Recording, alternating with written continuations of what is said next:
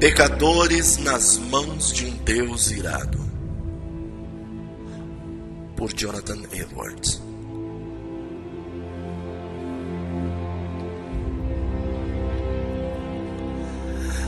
Minha é a vingança e a recompensa, ao tempo que resvalar o seu pé, porque o dia da sua ruína está próximo, e as coisas que lhe hão de suceder se apressam a chegar.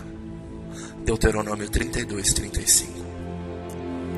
Nesse verso está indicada a vingança de Deus sobre os pecaminosos e descrentes israelitas, que eram o povo visível de Deus, e que viviam sob os meios de graça, mas que, não obstante todas as maravilhas das obras de Deus para com eles, permaneciam faltos de conselho, não havendo neles entendimento. Debaixo de todos os cultivos do céu, eles produziam um fruto amargo e venenoso, como está nos 2 versos próximos que precedem o texto. A expressão que escolhi como meu texto, ao tempo que resvalar o seu pé, parece encerrar os seguintes fatos, relativos à punição e à destruição a que estes israelitas pecadores estavam sujeitos.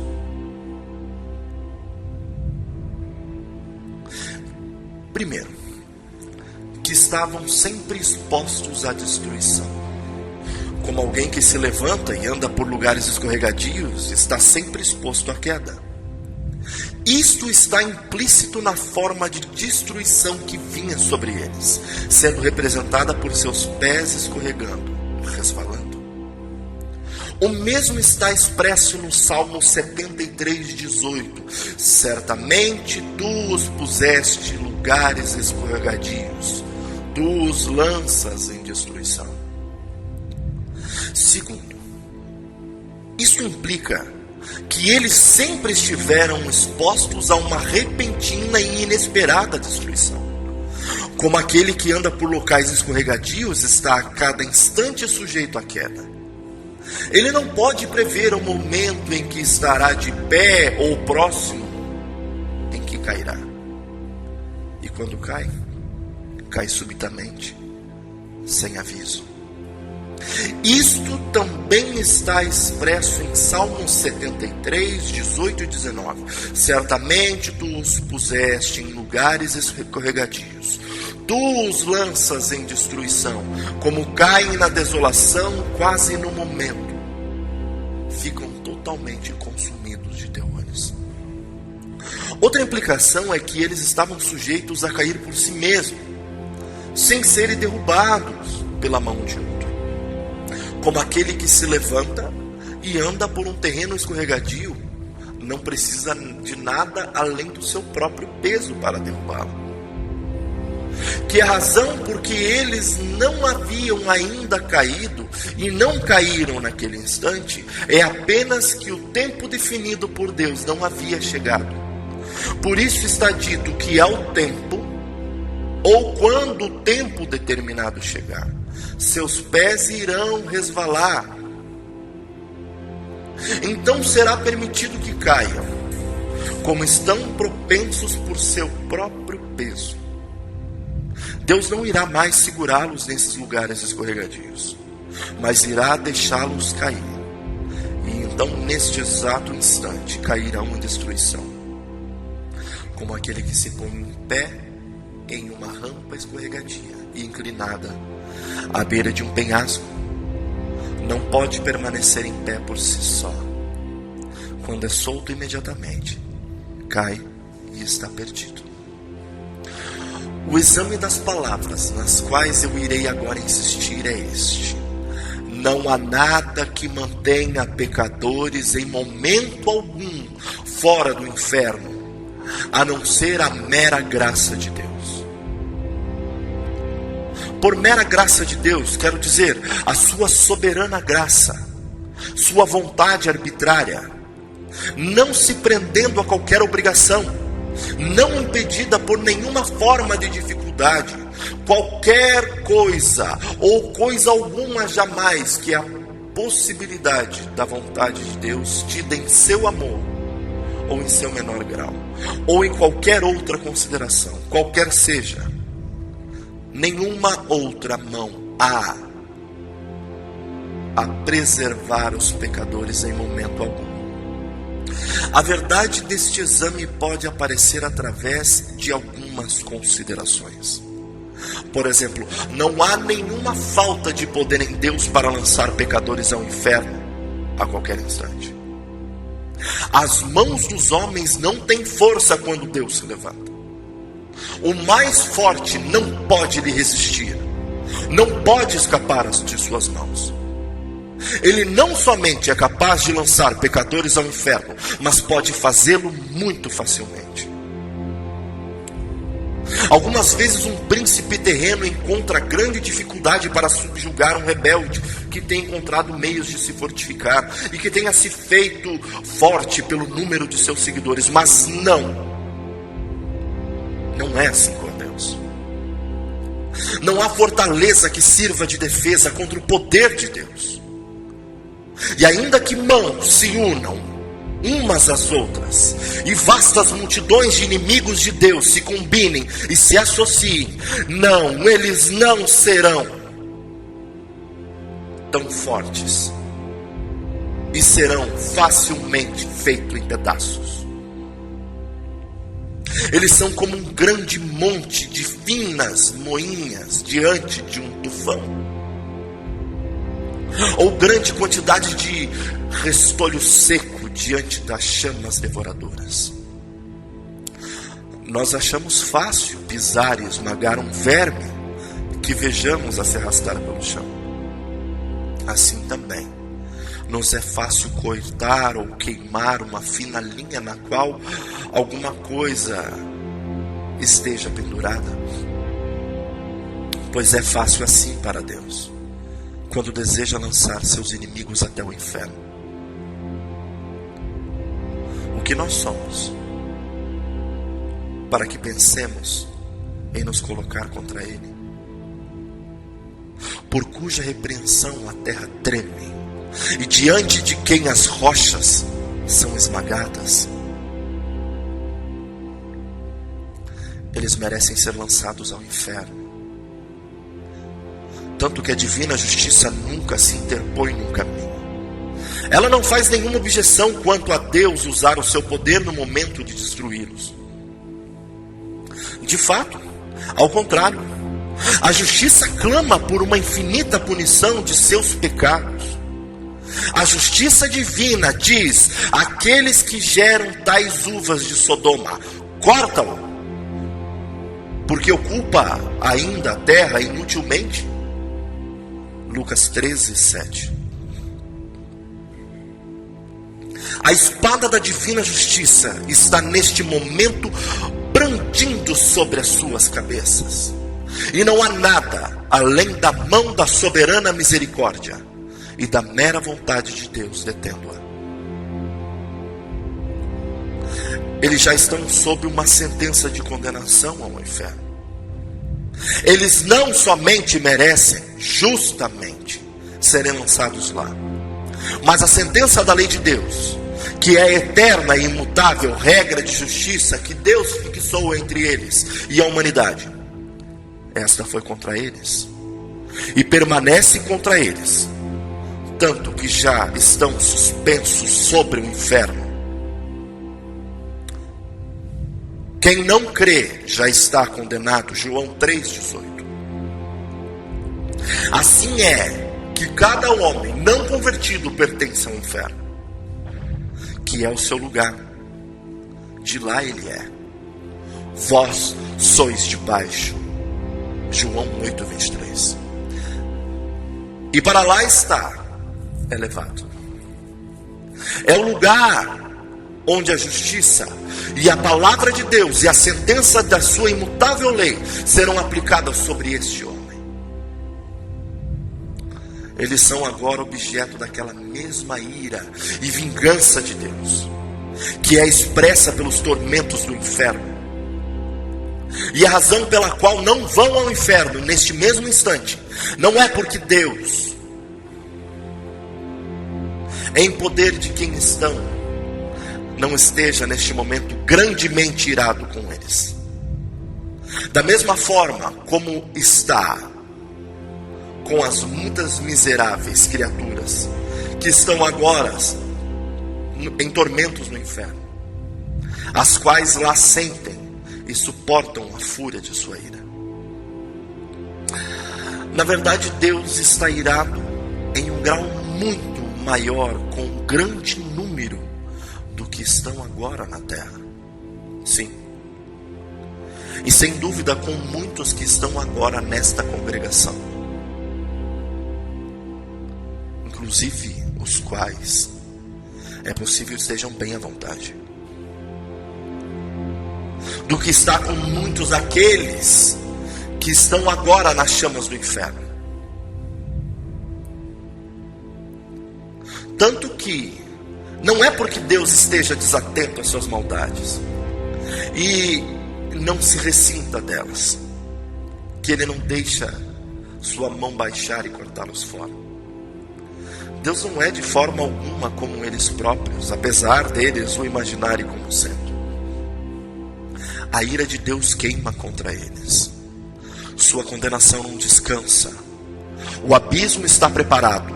O fogo está pronto. A fornalha já está quente, pronta para recebê-los. As chamas estão neste momento intensas e ardentes. A resplandecente espada está afiada e levantada sobre eles.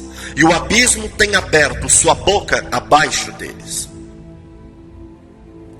O diabo permanece pronto a cair sobre eles e apanhá-los com seus próprios, no momento em que Deus o permitir. Eles lhe pertencem. Ele tem suas almas em possessão e em seu domínio. As Escrituras os representam como suas posses. Os demônios os assistem. Estão sempre com eles à sua mão direita. Os demônios permanecem aguardando por eles como vorazes leões famintos que veem a sua presa e esperam consegui-la, mas que por enquanto são mantidos afastados. Se Deus retirasse sua mão, pela qual os demônios estão sendo contidos, eles iriam imediatamente voar sobre suas pobres almas. A antiga serpente está escancarada para eles. O inferno abre a sua enorme boca para recebê-los. E se Deus assim o permitisse, seriam rapidamente engolidos e estariam perdidos. Há nas almas dos pecadores princípios diabólicos reinando, os quais num instante queimariam e arderiam no fogo do inferno, não fosse pela restrição de Deus. Existe guardada na própria natureza humana do homem carnal uma fundação para os tormentos do inferno.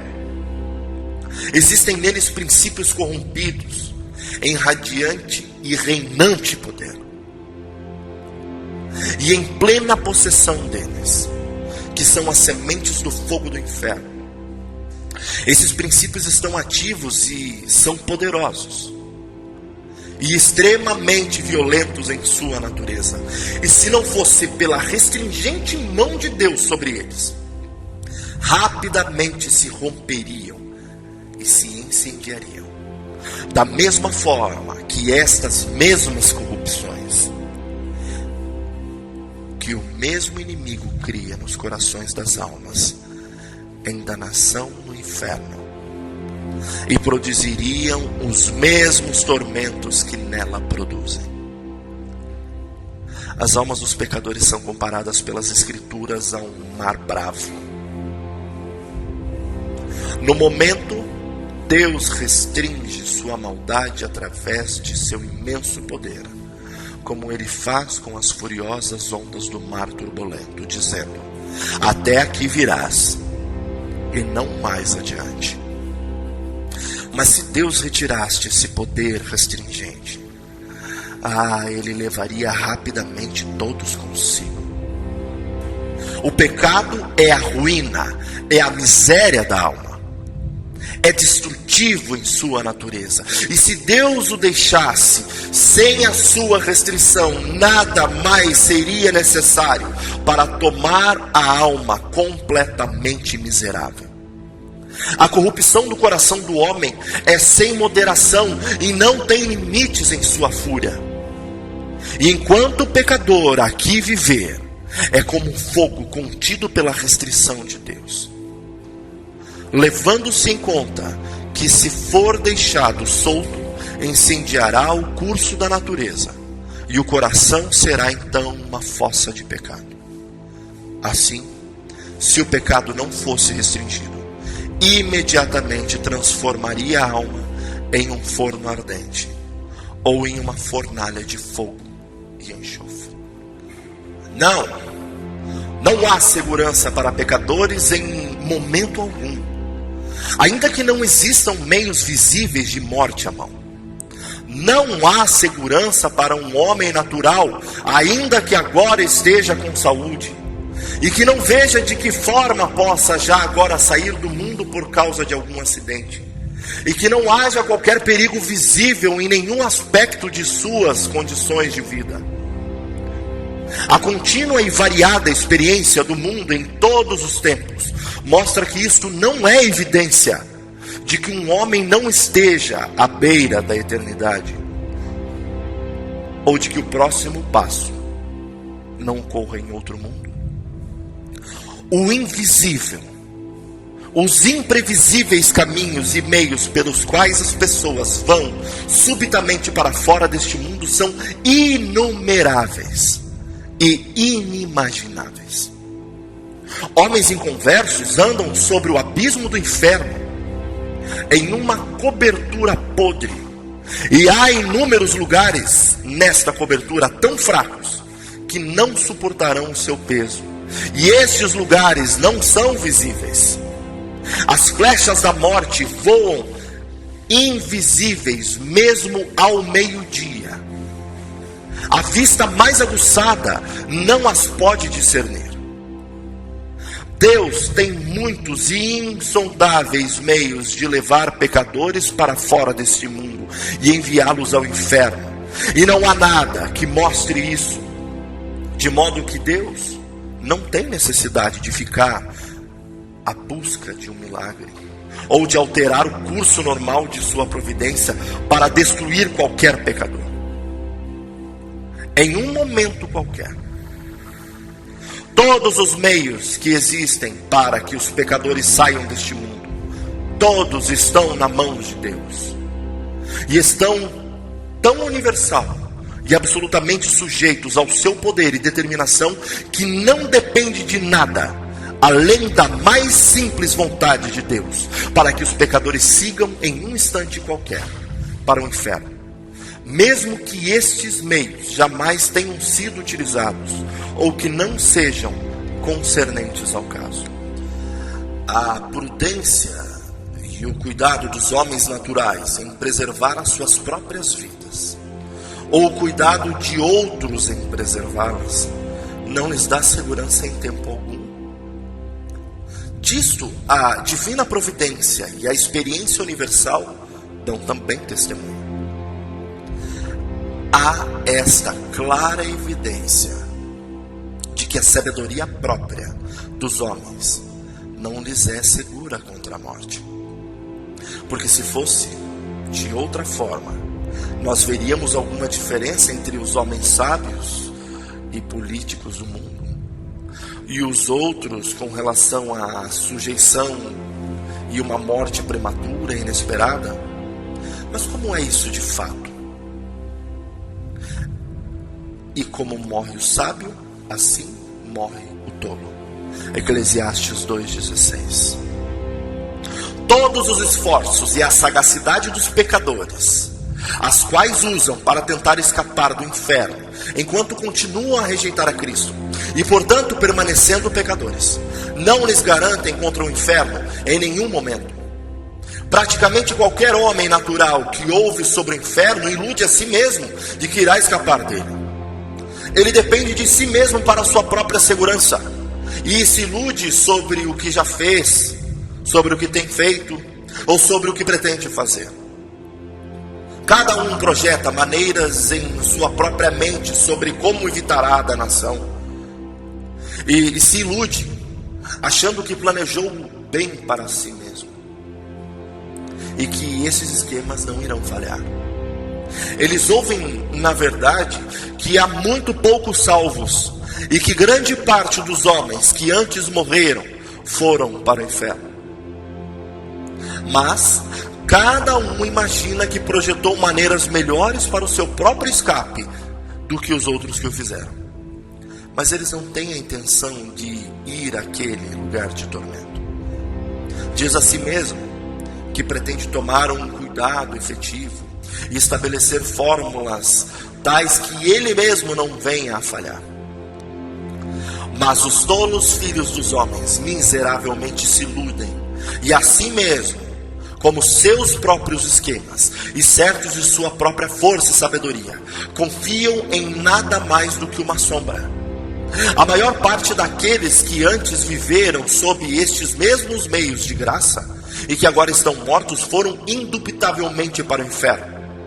E isto não ocorreu porque eles não foram tão espertos quanto aqueles que agora estão vivos. Não.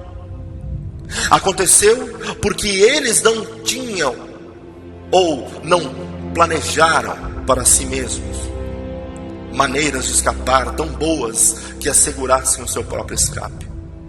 Se nós pudéssemos falar com eles e inquirir deles, um por um, se eles esperavam quando vivos, quando ouviram sobre o inferno, que em algum momento estariam sujeitos àquela miséria, sem dúvida, iríamos ouvir um por um responder: não, eu nunca pretendi vir para cá. Eu tinha planejado as coisas de outra forma em minha mente. Eu pensei que havia planejado bem para mim. Pensei que o meu esquema fosse bom. Eu pretendi tomar cuidados efetivos. Mas ela veio sobre mim inesperadamente. E eu não a procurei naquele instante, ou daquela forma. Ela veio como um ladrão. A morte levou a melhor sobre mim. A ira de Deus foi rápida demais para mim. Oh, minha amaldiçoada insensatez! Eu estava me iludindo e me agradando com os sonhos vãos do que faria em minha vida futura, ao tempo que dizia paz e segurança. Então sobreveio repentina destruição. Deus não se tem colocado sob nenhuma obrigação, por qualquer promessa, a manter homens naturais fora do inferno em algum momento.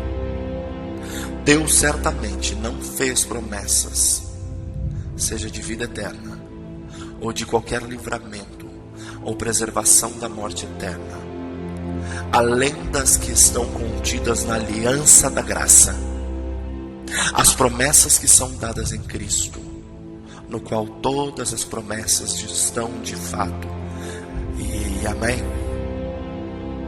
Mas certamente não tem interesse nas promessas da aliança da graça aqueles que não são filhos da graça, aqueles que não creem em qualquer de suas promessas e não têm interesse no mediador da aliança. Assim é que, com relação a tudo o que alguns têm imaginado e aspirado sobre as promessas feitas, as buscas e batidas honestas de homens naturais, é evidente e manifesto que, a despeito dos esforços de um homem natural, tome em religião, a despeito das orações que faça, ou até o momento em que venha a crer em Cristo, Deus não está de forma alguma obrigado de proteger um momento sequer da destruição eterna. Assim é que, desta forma, estão os homens naturais, seguros pelas mãos de Deus, sobre o abismo do inferno, Eles merecem o abismo. E já estão sentenciados a eles. E Deus, sendo terrivelmente provocado, sua ira é tão grande contra eles quanto para com aqueles que estão agora sofrendo as execuções da ferocidade de sua ira no inferno. E eles não têm feito nada para abrandar ou abater essa ira. Nem está Deus ao menos preso por qualquer promessa a mantê-los um instante que seja. O diabo os está esperando. O inferno está escancarado para eles. E as chamas juntam-se e flamejam por ele. E irão alegremente envolvê-los e engoli-los. O fogo contido em seus próprios corações está se debatendo para sair. E eles não têm qualquer interesse em um mediador. Não há meios através dos quais alcancem o que lhes pode ser de segurança. Resumindo, os pecadores não têm refúgio, nada que os mantenha. Tudo os que preserva em cada momento é a mera vontade arbitrária e não pactuada, não obrigada, a clemência de um Deus enfurecido.